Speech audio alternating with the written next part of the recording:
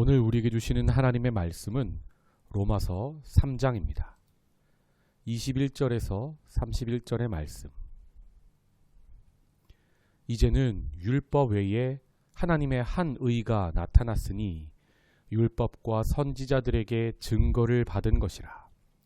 곧 예수 그리스도를 믿음으로 말미암아 모든 믿는 자에게 미치는 하나님의 의니 차별이 없느니라. 모든 사람이 죄를 범하였음에 하나님의 영광에 이르지 못하더니 그리스도 예수 안에 있는 속량으로 말미암아 하나님의 은혜로 값없이 의롭다 하심을 얻은 자 되었느니라. 이 예수를 하나님이 그의 피로써 믿음으로 말미암는 화목제물로 세우셨으니 이는 하나님께서 길이 참으시는 중에 전에 지은 죄를 간과하심으로 자기의 의로우심을 나타내려 하심이니 곧 이때에 자기의 의로우심을 나타내사 자기도 의로우시며 또한 예수 믿는 자를 의롭다 하려 하심이라. 그런즉 자랑할 때가 어디냐? 있을 수가 없느니라. 무슨 법으로냐 행위로냐? 아니라 오직 믿음의 법으로니라. 그러므로 사람이 의롭다 하심을 얻는 것은 율법의 행위에 있지 않고 믿음으로 되는 줄 우리가 인정하노라. 하나님은 다만 유대인의 하나님이시냐? 또한 이방인의 하나님은 아니시냐? 진실로 이방인의 하나님도 되시느니라. 할례자도 믿음으로 말미암아 또한 무할례자도 믿음으로 말미암아 의롭다 하실 하나님은 한 분이시니라. 그런즉 우리가 믿음으로 말미암아 율법을 파기하느냐? 그럴 수 없느니라. 도리어 율법을 굳게 세우느니라. 아멘. 오늘 율법의 행위가 아닌 오직 믿음으로 라는 말씀의 제목으로 은혜 나누겠습니다. 우리는 1장에서 사도 바울이 인사를 마치고 나서 바로 자신이 전하는 복음을 설명하기 위해 그 전에 불의에 빠져서 하나님의 진노를 살 수밖에 없는 현 상황에 대한 긴 설명을 들었습니다. 그래서 율법에 보면 이 모든 것들이 사형에 해당하는 죄다라고 이 세상에 많은 죄악들을 열거하는 것들을 보았습니다. 그런데 2장에서 갑자기 사도 바울이 그러므로 너 남을 판단하는 사람아 하면서 판단의 문제를 이야기하는데 그것이 바로 무엇 때문입니까? 나는 여기에 해당 안 돼. 저거 이방인들 이야기야. 하고 교만한 생각으로 자기는 그냥 유대인 신분만으로 할례 받은 것으로 구원받았다 생각하는 교만한 유대인들을 지금 너희들 그렇게 한다고 구원받는 거 아니야 하면서 2장에서 길게 설명했죠. 그래서 유대인들을 향해서 결론이 무엇입니까? 3장 20절 사도 바울이 정말 하고 싶었던 건 오늘 본문 이전의 말씀과 오늘 본문 시작 21절의 말씀입니다. 제가 3장 20절을 읽겠습니다. 그러므로 율법의 행위로 그의 앞에 의롭다 하심을 얻을 육체가 없나니 율법으로는 죄를 깨달음이니라. 율법을 행하면 의로워지죠. 그런데 죄인인 사람이 아무도 율법을 행하지 못했어요. 결국 그 율법은 정죄하는 기능을 갖게 되었다 이 말입니다. 그래서 모든 사람이 하나님의 의에 이를 수 없는 이 안타까운 상황 속에서 하나님이 그냥 두지 않으시고 구원의 길을 여신다. 그게 오늘 본문의 시작입니다. 너무나 중요한 말들이 오늘 본문에 나오는데요. 잠깐 오늘 본문을 세 분단으로 나누어 설명드리면 먼저 21절에서 22절은 바울이 정말 하고 싶었던 말. 복음이 하나님의 의다. 23절에서 28절은 왜 우리가 그 복음을 믿음으로 구원을 받는가? 에 관한 왜에 관한 설명. 그리고 29절에서 30절은 이렇게 믿음으로 의롭게 여겨주시는 이유를 설명하는데 그 이유가 하나님은 공평하시기 때문이다 라고 설명을 합니다. 오늘 본문 21절 이제는 여러분 여기서부터 갑자기 신선한 바람이 부는 게 느껴지셔야 됩니다. 이제는 그전에는 뭡니까? 불의에 빠진 세상, 율법으로도 구원받을 수 없는 세상. 그런데 21절 이제는 율법 외에 하나님의 한 의가 나타났으니 율법과 선지자들에게 증거를 받은 것이라. 아멘. 율법 외에 하나님의 한 의가 나타났대요. 처음에 율법은요, 율법 전체를 가리키고요. 율법과 선지자들에게 증거를 받은 것이라 해서 율법은요, 이 작은 의미의 율법이에요. 즉 모세 오경 토라를 이야기합니다. 토라와 선지자들, 느비임인데요. 이 선지자들 역사서까지 이야기합니다. 즉 율법과 선지자들에게 증거를 받았다 하면 구약 성경 전체에서 증거를 받았다 하는 이야기입니다. 자기가 전하는 복음이 그냥 내가 생각해서 낸 게 아니라 구약에서 이미 도도하게 몇천 년간 하나님이 약속하신 말씀이라는 거예요. 증거가 있다는 거죠. 22절 곧 예수 그리스도를 믿음으로 말미암아 모든 믿는 자에게 미치는 하나님의 의인이 차별이 없느니라. 사도 바울은요, 지금 3장 20절 후반부부터 계속 모든을 강조해요. 왜요? 유대인이나 헬라인이나 이거를 이야기하는 겁니다. 차별이 없으신 하나님. 여러분, 율법으로 구원받는다면요, 하나님은 차별을 하시는 분이에요. 할례로 구원받는다면요, 하나님은 차별이 있으신 분이에요. 그런데 우리 하나님은 공평하셔서 유대인이나 헬라인이나 율법 아래 있던 자들이나 율법 아래 있지 아니한 자들이나 모두 하나님의 의에 이르는 구원의 길을 여셨는데 그게 뭡니까? 믿음으로 구원받는 길이라는 겁니다. 자, 그럼 우리가 왜 믿음으로 구원받는가? 23절에서 28절 설명하고 있습니다. 23절 모든 또 나오죠. 헬라인이나 유대인이나 모든 사람이 죄를 범하였음에 하나님의 영광에 도저히 이르지 못하더니 그리스도 예수 안에 있는 속량 용서하심이죠. 그것으로 말미암아 하나님의 은혜로 값 없이 의롭다 하심을 얻은 자 되었느니라. 여기서 값 없다는 말을 우리가 정말 주의 깊게 다뤄야 합니다.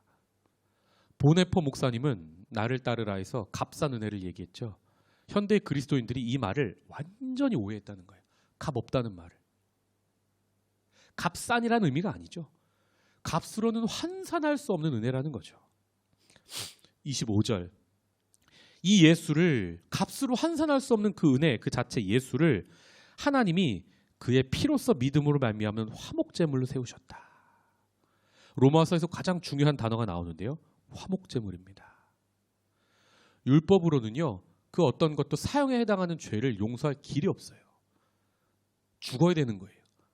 그런데 사형에 해당하는 모든 인류의 죄를 용서하시는 화목제물이 하나 있는데 그게 바로 예수라는 겁니다. 이는 하나님께서 길이 참으시는 중에 전에 지은 죄를 간과하심으로 잊어주시는 거죠. 왜요? 예수의 피로 씻었다는 말입니다. 그 어떤 것도 인류의 죄를 씻을 수 없는데 예수의 보혈은 씻는 겁니다. 그러니까 하나님은요. 동이서에서 먼 것 같이 잊어주시는 거죠. 그러니까 이것 자체가 예수를 화목제물로 삼아서 우리를 용서해 주시는 것 자체가 무엇이라는 겁니까? 하나님의 의로우심을 나타내려 하심이니. 26절 곧 이때에 자기의 의로우심을 나타냈사 십자가에서 자기의 의로우시며 또한 예수 믿는 자를 의롭다 하심이라. 모든 사람이 의로워지는 길 단 하나 예수 그리스도. 27절 그런즉 자랑할 데가 어디 있느냐. 유대인들은 율법을 할례를 자랑했죠. 차별했죠. 교만했죠. 그런데 복음 안에서는 차별이 없다는 거예요. 그러니까 누구도 믿음으로 의롭다 여겨지는 이 하나님의 의 안에서는 차별이 자랑이 있을 수 없다는 겁니다. 여러분 우리 그리스도인들이 2020년을 사는 우리 그리스도인들이 이 말을 다시 한번 주의 깊게 새겨야 합니다. 여러분 우리가 자랑이 무엇입니까? 그 사람이 자랑하는 건요. 그 사람이 어떤 사람인지를 나타내는 거예요. 어떤 사람은 한국은 지금 그렇죠. 무슨 차를 타느냐. 그걸로 차별하죠. 자랑하니까. 어느 집에 사느냐. 그런데 그런 자랑이 그대로 교회 안에 들어와 있는 걸 봅니다. 우리 그리스도인의 자랑은 무엇입니까? 자랑이 없어요. 왜요? 공로가 없으니까. 내가 의로워지는데 내 의가 어디 있어요? 내 것이 어딨냔 말입니다. 오직 하나님의 은혜인데 우리가 자랑할 건 딱 하나 예수 그리스도의 십자가밖에 없다는 말입니다. 자랑할 데가 어디냐? 있을 수가 없느니라. 무슨 법으로냐 행위로냐? 아니라 오직 믿음의 법으로니라. 믿음의 법을 바울은 긍정하면서 두 가지를 부정하고 있죠. 첫째는 법입니다. 둘째는 행위입니다. 법은 율법이죠. 지키면 의롭게 되는데 아무도 못 지켰다는 거예요. 그러니까 율법 자체의 한계를 이야기하는 겁니다. 결국 율법은 죄를 깨닫게 하는 정죄의 기능에 머물렀다는 겁니다. 율법으로는 구원을 얻을 리가 아무것도 없다는 율법의 한계를 부정적으로 언급하는 것이고, 둘째, 행위도 자랑할 수가 없어요. 왜요? 행위로 구원받지 못하니까. 여러분, 여기서 말하는 행위를 우리 그리스도인들이요, 또 개신교회가 500년간이나 마틴 루터 이후로 오해했어요. 마틴 루터는 1517년에 비르텐베르그 성당, 자신이 성경을 교수가 되어서 가르치던 곳입니다. 거기에 95개조 반박문을 걸어서 종교개혁을 일으켰죠. 그리고 그때 무엇에 대해서 저항했냐면, 이 위선적 행위 중심하는 이 로만 카톨릭에 행위를 쌓아야 이 뭐라고 그러죠? 이 도덕을 쌓아야 도덕적 행위로 구원받는다는 교리를 전파했거든요. 아니다. 그게 아니라 행위가 아니라 오직 믿음으로, 오직 은혜로, 오직 성경으로 구원받는다라고 이야기했습니다. 이게 그 당시에는 맞았어요. 그런데 마틴 루터가 이 행위로 구원받지 않는다라는 말을 약간 왜곡했어요. 무슨 말이냐면요. 여러분 그 집에 가셔서 로마서 해서 유튜브에 한번 찾아보십시오. 많은 목사님들의 설교가 있는데 다 마틴 루터의 오해를 그대로 따르고 있어요. 신약학자 로마서 산책이라는 책을 쓰신 권영경 교수님이라는 분이 있습니다. 이분이 이 로마서의 권위자입니다. 전 세계적인. 제가 이분이 하시는 그 설교를 듣고 책을 많이 읽고서는 깨달은 게 있는데, 바울은요 단 한 번도 정말 옳은 의미의 행위를 부정한 적이 없어요. 성경 전체가 행위를 부정한 적이 없단 말이에요. 오히려 좋은 열매를 맺으라고 하고 계세요.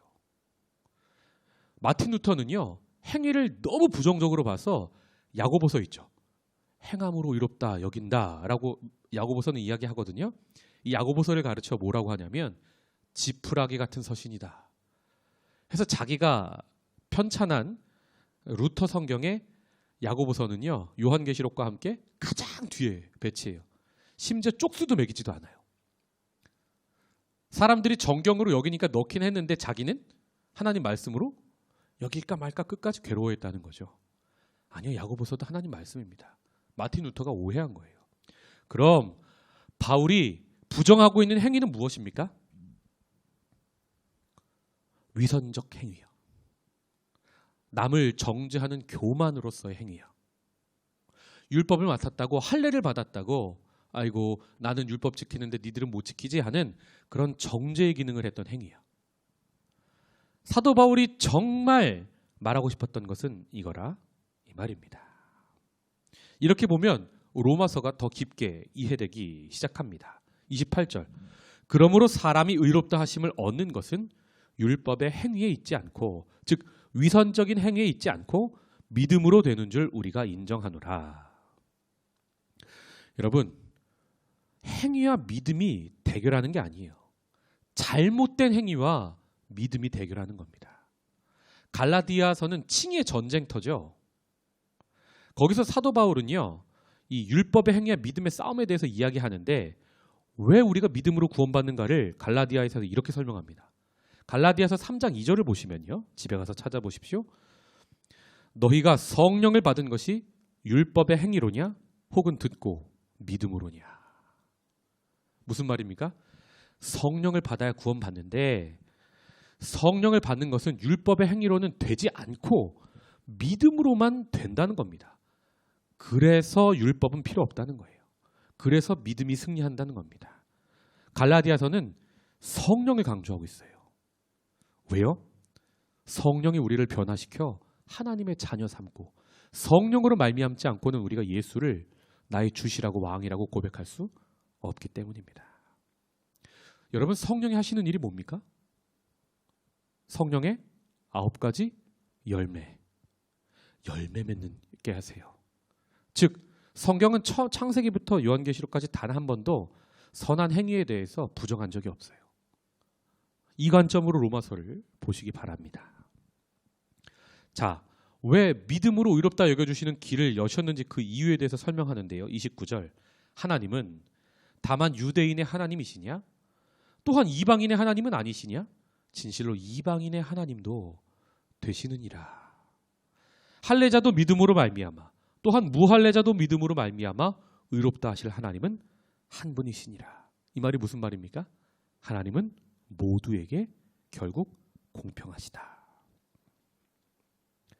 31절, 오해하는 사람들을 위해서 바울이 다시 한번 율법에 대해서 밝힙니다. 그런즉 우리가 믿음으로 말미암아 율법을 파기하느냐? 그럴 수 없느니라. 도리어 율법을 굳게 세우느니라. 아멘. 예수님도요, 내가 율법을 폐하러 온 줄 생각하지 말라. 내가 율법을 완성하러 왔노라 말씀하셨습니다. 바울도요, 로마서 13장 10절에 사랑은 이웃에게 악을 행하지 아니하나니 그러므로 사랑은 율법의 완성이니라 밝히고 있습니다. 유대인이라는 신분, 할례라는 행위를 중요시했으나 유대인들은 결국 그것 때문에 교만하여서 위선이 되었죠. 하나님의 영광에 이르지 못했죠. 즉 표면적 유대인이 유대인이 아니고 이면적 유대인, 내면의 유대인이 참 유대인이다. 유대인으로 말미암아 구원을 얻는 게 맞습니다, 여러분. 또 육체의 할례가 중요한 게 아니라 마음의 할례 받는 것이다. 신명기에서도 모세가 밝히고 있고 예레미야 선지자도 밝히고 있죠. 즉 유대인, 할례, 이것이 율법이 폐하여진 게 아니라는 겁니다. 더 완성되어졌다라고 이야기하고 있습니다. 실제 율법에서 폐하여진 것들이 있습니다. 동물 희생 제사, 할례, 또 레위기 11장의 음식법, 정결법. 그러나 이것도 이 믿음의 관점에서 보면 폐하여졌다기보다는 사랑으로 업데이트되고 완성되어졌다라고 말할 수 있는 것입니다. 오늘의 말씀을 맺겠습니다. 오늘 21절부터 마지막 31절까지는 결국 사도 바울이 1장 중후반부터 설명했던 모든 사람, 헬라인이나 유대인이나 죄를 범하였으며 하나님의 영광에 이르지 못한 상황 속에서 우리가 어떻게 하나님의 의에 이르고 하나님의 의롭다 여겨주심을 얻고 우리가 구원을 얻는가, 결국 믿음의 길로다라고 설명하는 결론 부분을 보고 있습니다. 사도 바울이 깨달은 이 복음의 핵심이 오늘 살아가는 우리 마음에 강력하게 임하여 이 어려운 상황을 극복하는 힘이 되시기를 주님의 이름으로 축복합니다. 이 아침에 한 가지만 중보기도 하고 개인 기도 시간 갖겠습니다. 기도의 제목이 교회에 많이 있습니다. 환우들을 위해서 계속 기도해 주시고요. 또 어려운 시기입니다. 물질의 문제로, 관계의 문제로, 건강의 문제로 여러 가지로 고통받고 있는 여러분 순회, 또 우리 성도들의 삶의 자리를 여러분이 아실 겁니다.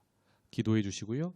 또 군대로, 사업으로, 또 유학으로, 또 전 세계에 흩어져 있는 우리 생명의 말씀 식구들을 위해서 중보기도 하시고 제가 마무리기도 하겠습니다. 우리 한 2분만 함께 기도의 자리로 나아갑니다. 사랑의 하나님, 은혜와 사랑에 감사합니다. 이 아침에도 2000년 전 선포된, 바울을 통하여 선포된 하나님의 의에 이르는 복음에 관한 말씀을 드렸습니다. 하나님 감사합니다.